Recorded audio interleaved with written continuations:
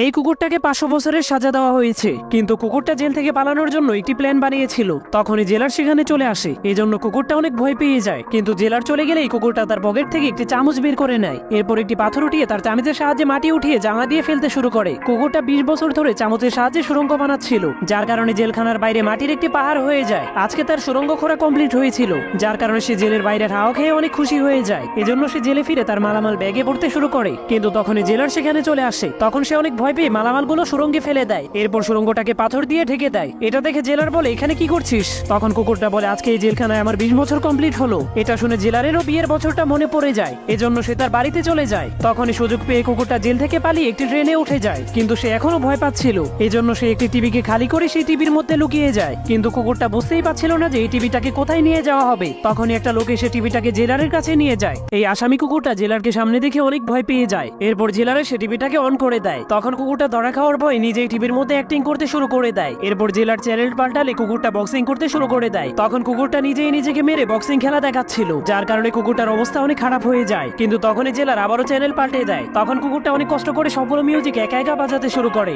এরপর জেলারও তার মিউজিক শুনে নাচতে শুরু করে দেয়। তখন কুকুরটা শুনতে পায় জেলার টিভিটাকে তার বাড়িতে নিয়ে যাবে, যার কারণে কুকুরটা জীবন বাঁচানোর জন্য টিভির নিচ দিয়ে সুড়ঙ্গ বানিয়ে পালাতে শুরু করে দেয়। এরপর জেলার টিভিটাকে গাড়িতে করে তার বাড়িতে নিয়ে যায়। তখন তার স্ত্রী টিভিটাকে দেখে অনেক খুশি হয়ে যায়। অপরদিকে কুকুরটা সুড়ঙ্গ বানিয়ে দেশ ছেড়ে পালানোর চেষ্টা করছিল, কিন্তু কুকুরটা ভুলবশত জেলারের ঘরে এসে আবারও টিভির মধ্যে ঢুকে যায়। এবার কুকুরটা আবারও তার সামনে জেলারকে দেখে ভয় পেয়ে পাগল হয়ে যায়। যাওয়ার আগে আপনার ফোনে কত % চার্জ আছে তা কমেন্ট করতে ভুলবেন না।